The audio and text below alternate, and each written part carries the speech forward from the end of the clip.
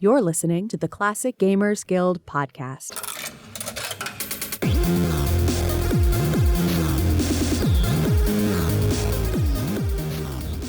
Hello mates, welcome back to the Classic Gamers Guild podcast. I'm joined here today by Rick and Anna, who have assured me they're doing well, and we've got two very special guests for you today. We just wanted to sit down and talk about game development and modern classic style games and all that fun stuff that goes along with it. We're very lucky to have two amazing people with us today. One would be Aviv, or Cosmic Void, and the other is Dave. You might know him better as Captain Disaster. Welcome to the show, mates. How are you doing? Hi, good, yeah, thanks. Thanks for having us. Absolutely. Thank you for coming on. So, for those listening who might be unaware, the primary project that you mates are working on is A Corruption Within. And correct me if I'm wrong, but I believe, Dave, you're doing the writing for it, and Aviv, you're doing the art and programming? That's right, yeah. Yeah, I'm doing the art and coding, yeah. He's basically doing all the work. That's like with me and Paul. Paul does everything and I just criticize. Both are important. Yeah, criticizing is exhausting. It can be tough work. Well, anyway, we're glad to have you guys on the show, and figured, just wanted to sit down and talk a little bit about influences and game development and how you both found yourselves in the positions that you're in making A Corruption Within, which is just a gorgeous looking game. I'm personally very, very excited about it. Thank you.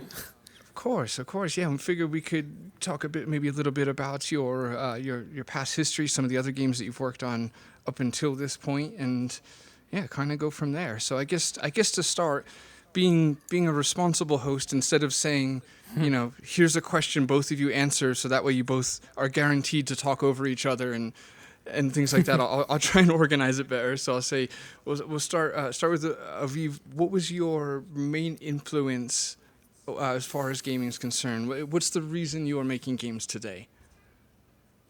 Are you asking games in general, or game development, or? Yeah, I guess kind of both. Maybe take us through a little bit of what got you into games in general, and then what got you into crossing that line into making them. Yeah, you might have to go way back. Okay, so we go way back. When I was a kid, I was playing mainly shmups on my Genesis, Sega Genesis. We didn't really have a modern gaming computer. I had this ancient machine with a black and white monitor that only had chess for a game. So that was a lot of fun. That was until the mid-90s. We got a Pentium 2, I think, 686. You might hear my cat in the background, I'm sorry. And most of the games I had were consisted of CDs I borrowed from friends. I think it was around the mid-90s when I played my first adventure game. I was in the 4th grade, perhaps 9 years old or something.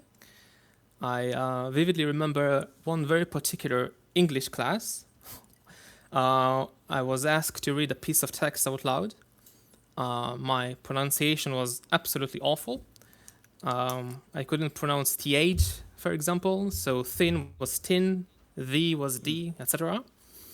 Still, I thought I did sort of okay, and then the teacher said, "Well, that wasn't very good, was it?"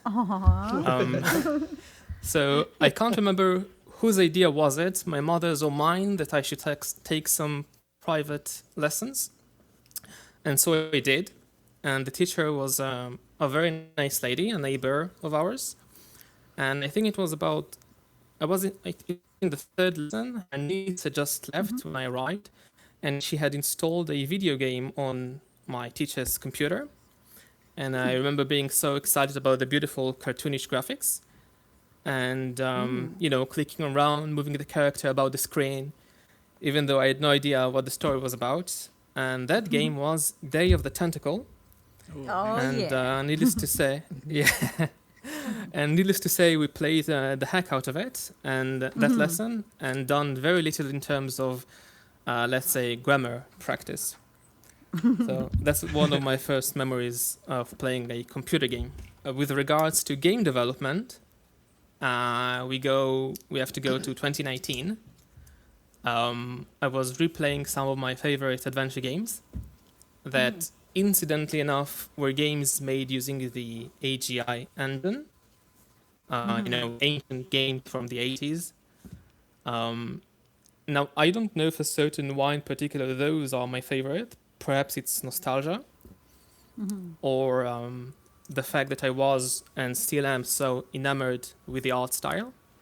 They're beautiful. And and then actually I replayed some fan-made games made with the engine, such as Enclosure, which I know Rick is not a huge fan of, and Space Quest I'm okay Replicated. Another one was Space Quest Replicated and Time Quest, games that were absolutely amazing in terms, in my mind, and rival those of Sierra in terms of art and puzzles. And then I had this urge to create a game myself. I had never drawn before or coded anything. I had to look up guides how to do pixel art. And I met up with a friend who is a programmer to show me the ropes a bit. And after a week or two, I felt confident enough to start coding my own game. That was the beginning of Void Breach. And that was my long answer. I like it. That's exactly the kind of answers we're looking for. It's perfect. And Dave, how about you, mate? What's your origin? I'm getting the feeling I'm a bit older than Aviv, because my first computer was a ZX81. First game I remember was 3D Monster Race, which was scary as hell when I was that young. Then I went through Commodore 16, Spectrum, Atari ST, and it was on the Atari ST that I started playing graphic adventure games. And I've never really been much into the Sierra games, to be honest. It's always the Lucasfilm games that appealed to me. So the first game I really loved was Zack McCracken and the Alien Mindbenders, Awesome game. which was just simply mind-blowing.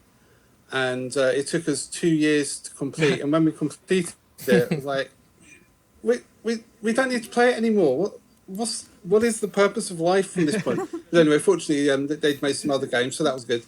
And then Secret of Monkey Island, Indiana Jones and the Last Crusade, and that was kind of fixed me as graphic adventure as my favourite genre from that time.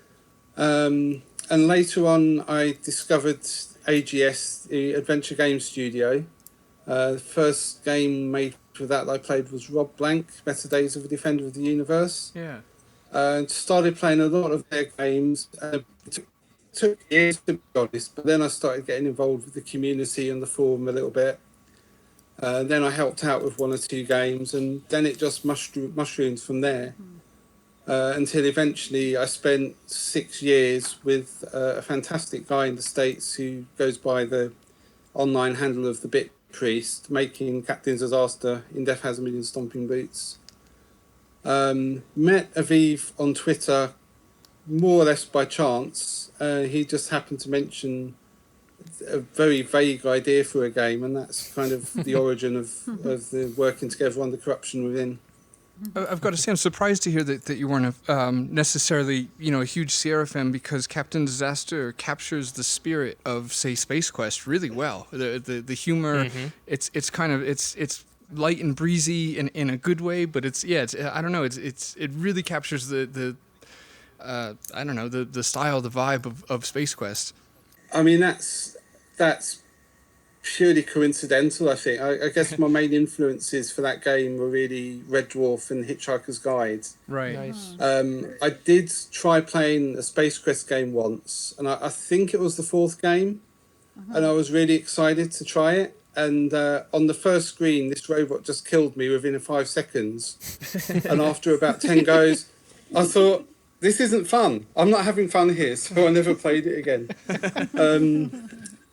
I know there's a fan game called Space Quest Incinerations. I think that's the right name. And I have played that, and I have to admit I did enjoy it, and I did see a bit of Captain Disaster in Roger Wilco, or vice versa. So there are similarities. My co-dev on that game was a big Sierra fan, so maybe he put a few little influences in before I was even aware of it. So yeah, I'm not sure, or maybe it's just great minds thinking alike. That could be it. It could be it, right? It's not impossible. So you like Sierra games as long as they weren't made by Sierra. You know, a good Incinerations fan game. Maybe the only one I've ever played. I did play King's Quest, but that moat at the beginning killed me so many times. But fortunately, the what are they called? The AGD interactive remakes of that were really good, and I developed a little bit more patience with those than possibly with the originals. Yeah, all right, fair enough. So you said that you guys had met on Twitter. Because Dave, you're in the UK, and Aviv, you're in Israel. How does that work? I mean, granted, I am working on a project now with Rick. I'm in the States, he's in Canada. So I mean, I know it's all possible, but how do people from an ocean apart, if you will? All right, that's a bit dramatic, but you know what I mean.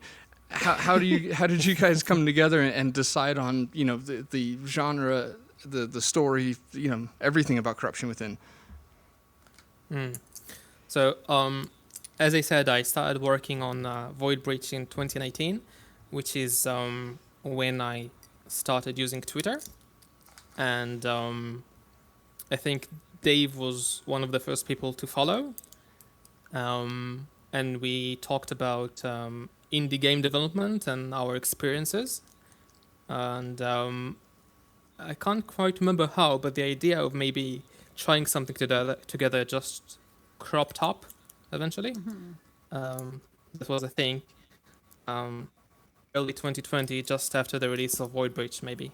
Yeah, it sounds about right. I think I'd originally asked you about doing some sprites for a turn-based strategy game that I had in mind. One of my famous rapid game development ideas that never actually happens at all. There were quite a few of those. And then, I think, Aviv, you just mentioned an idea for a game that you'd had. And I don't know, we just took it from there. I think, as far as I remember, all that we had was some kind of mystery involving a mansion with a lake in front of it. Right. And that was kind of the first bit, and it's all spiraled out of control from there.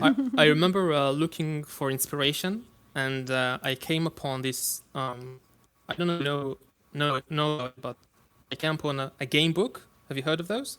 Choose your own adventure. Like choose your own adventure books? kind of things. Right. Yeah, exactly. Yeah. Like so Escape and stuff. Yeah, I used to read a lot of those as a kid. So this particular one was House of Hell. I don't remember the story much, but I remember loving the art. In particular, there was a drawing of a man hanging from a rope, and I thought it was pretty cool and terrifying, and immediately proceeded to draw my own man hanging in the forest. So that's how it began, I think. Yeah, when I was looking at playing through the demo of Corruption Within, I think one of the big things that stands out is the atmosphere.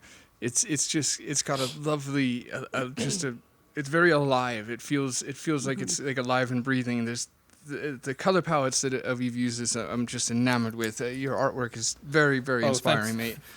No, sincerely, I really, really love it. I would have said that even if I didn't mean it, because we're on a podcast and everyone's listening. Smile for the people, but I sincerely mean it. It is really, really. Particularly great pixel art. So there's thought going into a lot of things, like little things I appreciate. 1 click to advance text, 2 clicks to advance passing the speech, and then you can completely just bypass it at that point. It waits for you before progressing. I really appreciate those details. Yeah. So I think you will like it in the next version. It will be the text display speed will be much faster. because I think people I like that. complained it was too slow in the demo. I did find I was clicking through it before they were done talking, but I did like the voice work actually, and the writing is really good. So, With regards to the palette, Paul mentioned it. What I had in mind was a limited palette. Nice. Perhaps it grew a bit monstrous in the end, but originally I wanted a limited palette of dark, highly saturated colors to suit the story and nighttime setting. I think if you look at some of the earlier screenshots that Aviv did, we were looking at a more sort of surreal art style, but we've gradually tended to go much more towards realism now, which fits the game itself. We've tried to make everything as realistic as possible. So when Aviv told me how recently he'd actually started drawing, I just couldn't believe it, considering how good he is. Yeah, that was frustrating news for me to receive as well. like, damn it. I think your art is fantastic. Oh, thank you, mate. Thank you. It is. No, it's beautiful. All of you guys are just so creative. I'm just happy to be able to talk to all y'all. So. Oh.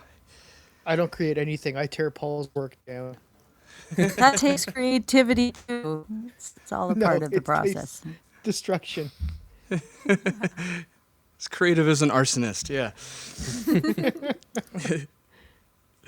So what was I'm curious about the decision behind first person, which is quite refreshing. It's not something that we see often. I mean, I would only really probably associate first person in adventure games with something like Myst, but it doesn't really have a Myst kind of vibe. I mean that in a good way, because I'm not a huge fan of Myst. Yeah.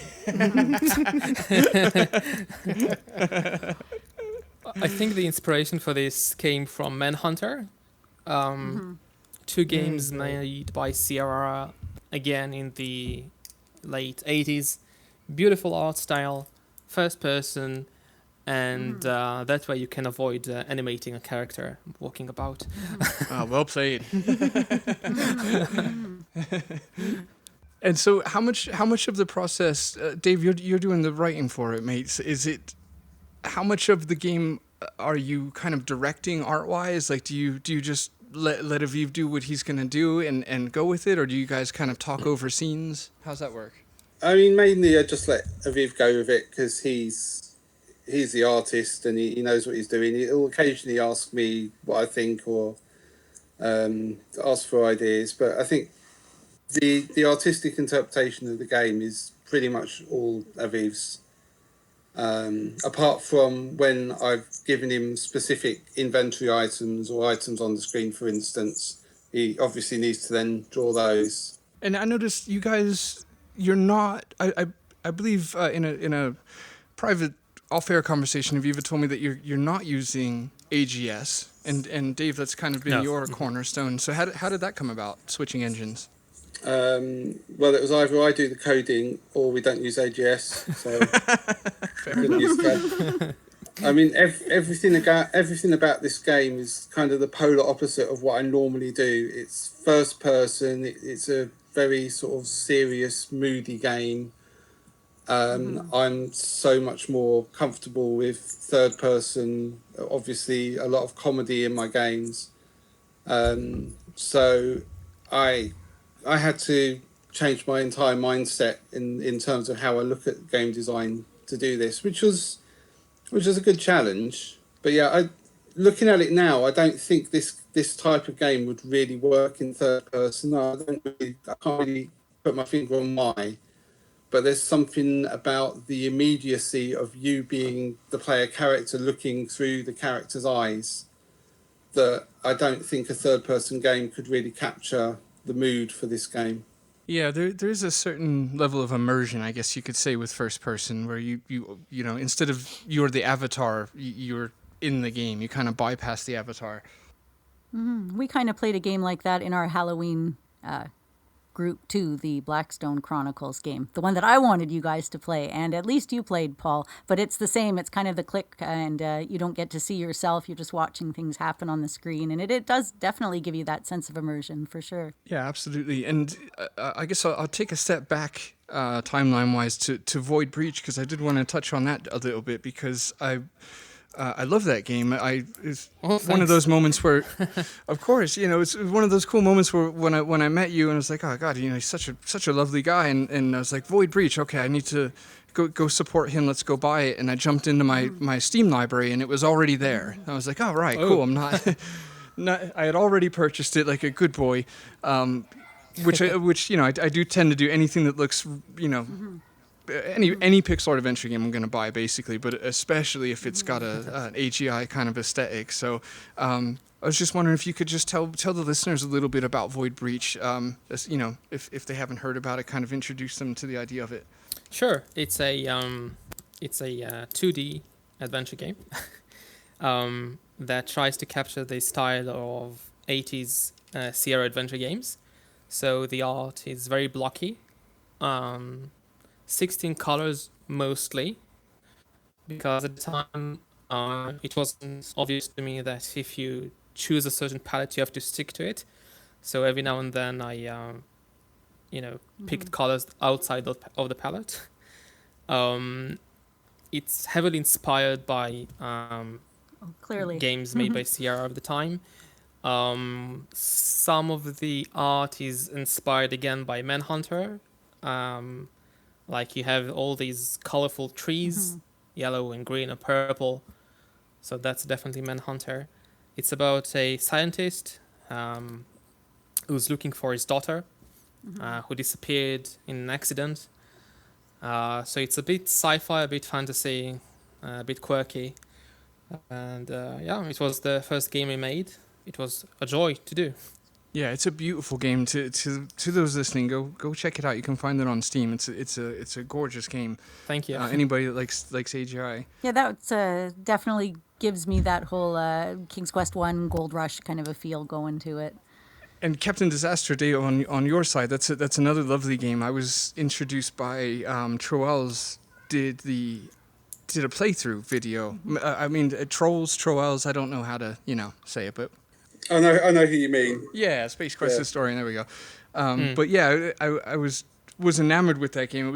I started watching the walkthrough or the Trolls' playthrough, and I was like, I should stop here before it's spoiled and go play it, but I couldn't turn it off, so I ended up just finishing his playthrough of it. But it was a really funny game. The voice work was particularly remarkable. I really, really enjoyed it, and I liked your play on the different regions, regional accents and things like that, like with the salesman.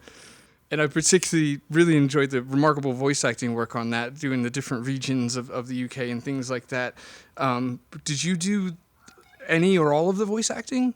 Not all of it. I mean, I voiced Captain Disaster because I don't know. I'd written the short stories before, but I'd always sort of years ago. But I'd always had in mind that it would make a good adventure game, and I don't know. In my head, I think I had Captain Disaster down as having this sort of slow, southern drawl. Like maybe Owen Wilson's type of voice. Right. And then one day, this was after I'd moved to Birmingham, which they have a very particular accent. And one day I thought, do you know what? I think Captain Disaster would be a Brummie. So I just developed this voice like this, and that's what I used to do this. It's actually based more on a friend of mine who is black, was born in the Black Country but moved to Brummie. So his accent's kind of a little bit of a merge of both those accents. So it's kind of very distinct and very, you've got some very elongated sounds, which I tend to exaggerate when I'm voicing Captain Disaster. The Bit Priest, I was doing a video call with him during development at one stage, and his son walked in the room, and he said, "Dad, that sounds like Captain Disaster." So that was quite good, although I was doing my normal voice at that point, so I'm not really sure how I should take that.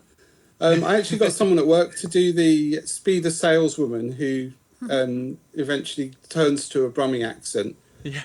I tried on the AGS forums to get some people to have a go at the Brummie accent. The only person who actually tried was German.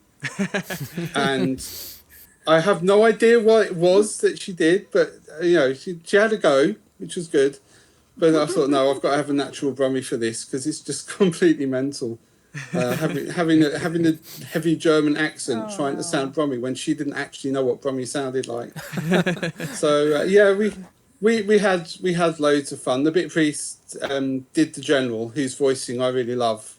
He's right at the end of the game. We ended up with quite a few different people, mostly from the AGS forums. And as these things go, they were from all over the world, America, Canada, Finland, whatever.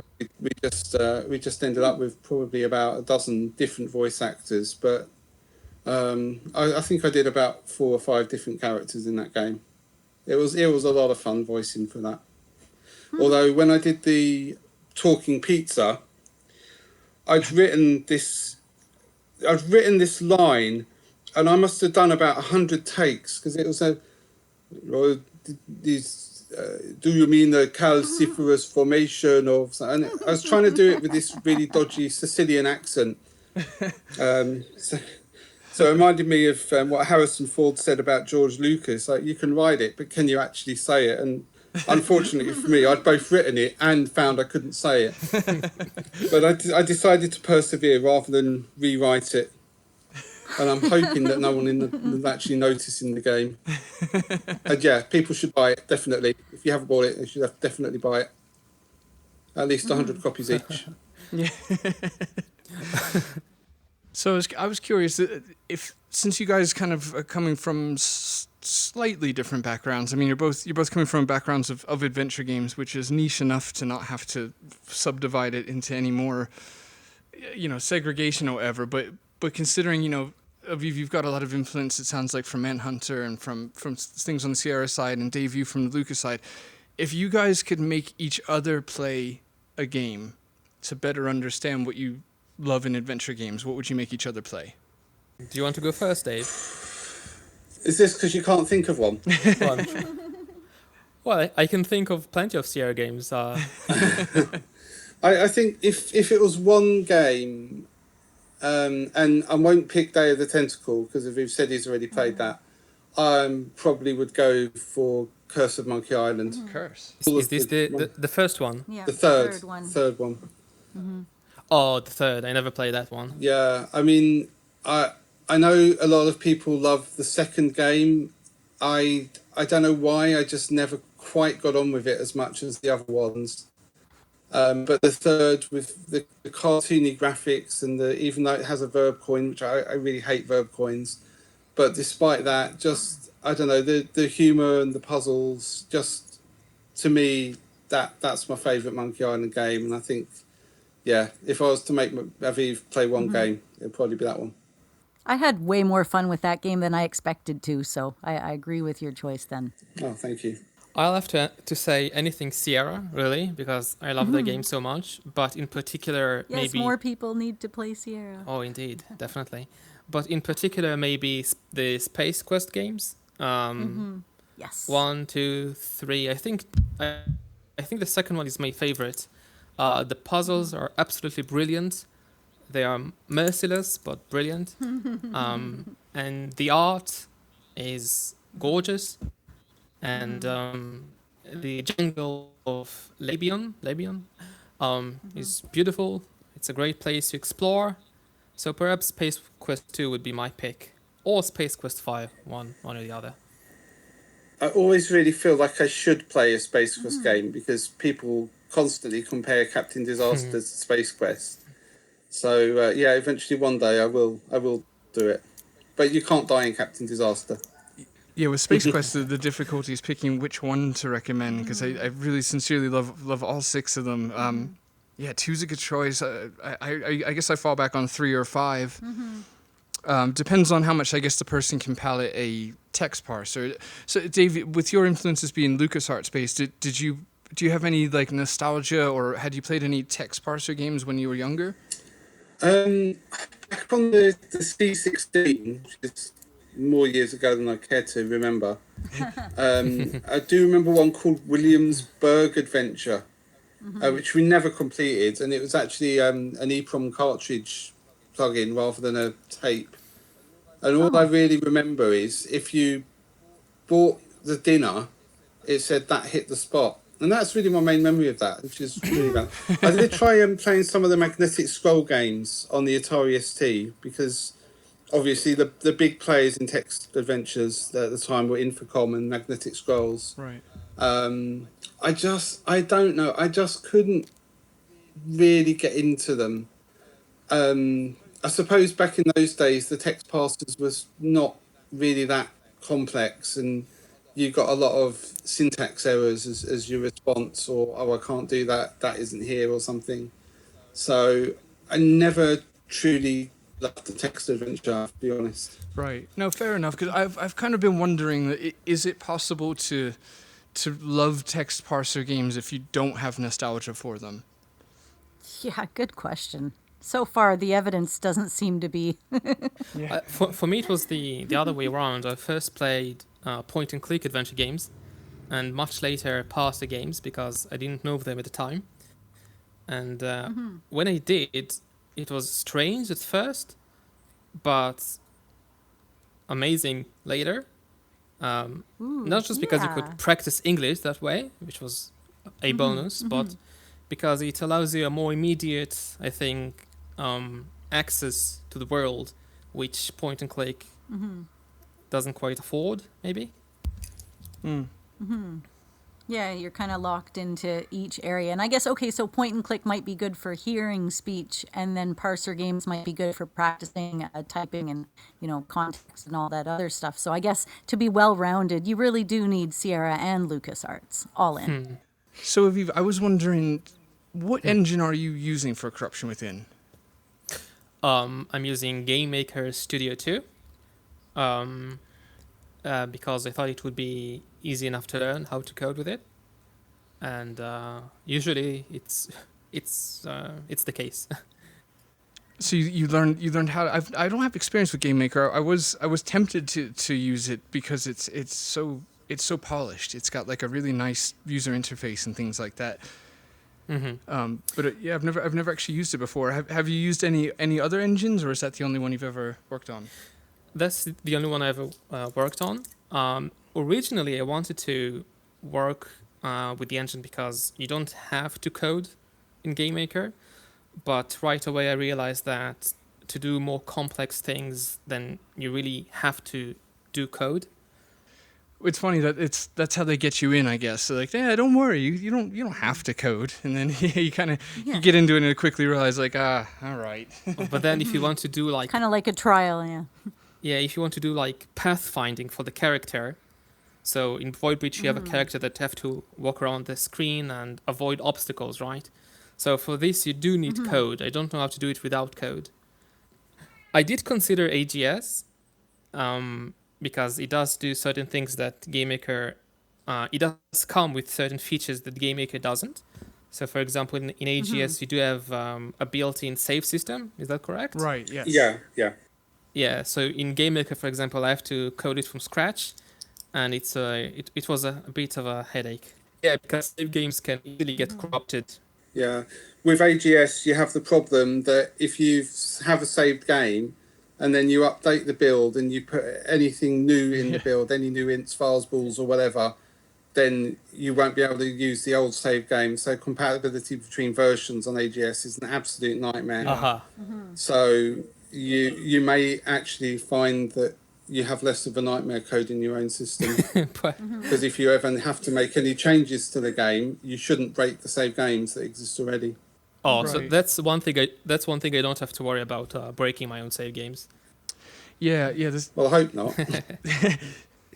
Yeah, the reset points in AGS are a little finicky. The debugging is probably my biggest complaint about it. It's not ideal. How about with Game Maker? Like with AGS, it's kind of fair enough to where if you teleport to a room debugging, it loads the characters based on the previous room. So it makes it really difficult to debug in that sense. Do you have that issue with Game Maker? What is the problem that you mentioned with AGS? With like debugging to like teleport to different rooms and such like that, it bases everything on the previous room. So if you teleport to a room, it won't bring the characters you need with you necessarily. Oh, I see. No, I don't think I have this problem, but I do struggle with debugging myself. There are two ways to follow, I suppose, variables in GameMaker. One is a more professional way, or maybe there is a more professional way that I'm not aware of. But one way is to use debugging messages, and another way is just to show stuff on screen. And you are not encouraged to show stuff on screen because that's immature. But that's the easiest way to follow variables, and when they flip, it's the easiest way to know what's going on. But it is a struggle to follow certain variables when you are not certain which object did the thing that you didn't want it to do. Right. Why? Yeah, so how did that flip from 0 to 1? That doesn't make much sense. Yeah. Right. How far back do you have to go to find out? Yes. Sometimes it takes hours. It's usually the late night, just throwing something in at like 2 a.m, and you forget a closing bracket somewhere, and it takes 2.5 hours to find where it is. All right, mates. Well, unfortunately, that's pretty much the time we got for today. But I wanted to take a pause before we wrap up and say if there's anything you guys want to like pitch or just your Twitter handles and Steam pages, stuff like that. Sure. I have one published book, published under the pseudonym J.C. Linden, which I co-authored with my partner from England. Her name is Nergish, and the book is called No Grave for the Orchids. And we're currently working on another novel, which we will hopefully publish, whenever it's done. And on Twitter, my handle is cosmic_void_. Beautiful. Okay. And you and also don't forget people to bloody go on Steam, check out Void Breach and Wishlist Corruption Within. Oh yeah, definitely do that. Yeah. And Dave, what do you got for us? Yeah, with Aviv mentioning books, I've got 7 ebooks on Amazon. Wow. If anyone's foolish enough to want to look them up, including 2 Captain Disaster books. No, in fact, 3 Captain Disaster books. So, a collection of the short stories, and one called The Damaris Touch, which is original. That's the one. That's an original story. And then one, The Dark Side of the Moon, which is based on my other Captain Disaster game, which is freeware. My Twitter handle is at Indie Game News 1 for reasons, and obviously on Steam. I will be releasing at least one other game on Steam in the near future, apart from Corruption Within. But the weird thing with me is in AGS, I love designing adventure games. I hate coding the things. So when I use AGS, I always make non-adventure games. So got a couple of games that are coming out. The Ancient Art of Staying Alive, which is just a survive 'em up, basically. You're this little blue blob that has to avoid touching any of the red blobs. It's much better than it sounds. And a turn-based strategy game called The Rat Pack, which I'm well overdue releasing, but I was kind of promised some artwork about a year ago to finish it up, so I think I just need to get it released. But yeah, anything really. But if people are obviously adventure game fans, the Captain Disaster games are the ones that they'll probably enjoy most. Yeah. No, I second. Yeah, lots of pop culture references, and I think you got some Pink Floyd references, and at least the Dark Side one, a lot of meta stuff. It's actually pretty cool. Definitely get out there and check it out. It's good stuff.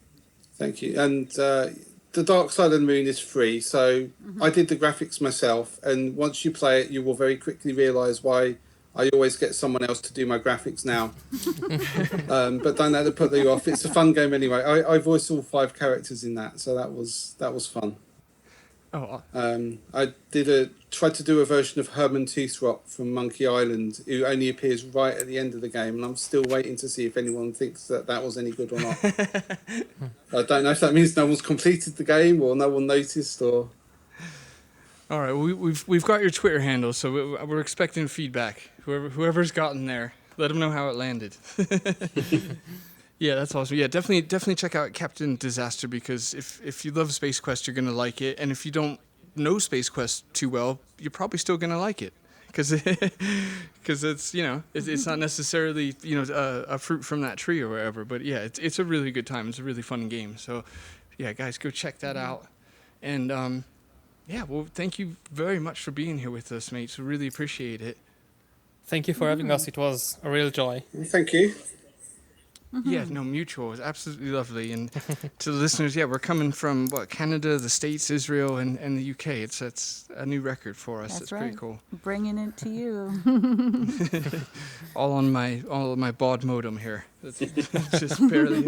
It's a 2600 baud modem. Come on, Wow. we're running off the good stuff here. Okay, so for the listeners, the usual, buddy. Actually, first, thanks for listening. We appreciate that. I don't want to seem ungrateful. Thank you for listening. It's starting to sound like I'm talking down to them. All right, buddy. I'm not gonna edit that. We're just gonna roll with it. Check us out on Facebook. We're a page. We're a group. Go to facebook.com, find the Classic Gamers Guild, jump in, say hello. We're on Instagram at CGG Podcast. We're on Twitter. You could do us a bloody tweet at the CG Guild, not with a question mark. You could send us an email if you like, mail@classicgamersguild.com. A huge thank you to all of our Patreons. Really appreciate you guys. Without you guys, I don't know where we'd be if we'd even be able to do this. So thank you for taking care of the hosting fees for us. It really helps out.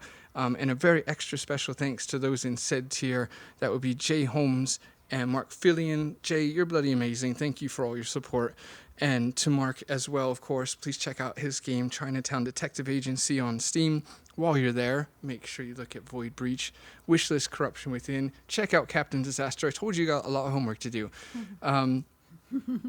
And I guess that's it. I don't have any more things to yell at you, so do them things we said. Thanks for listening, and don't do a murder.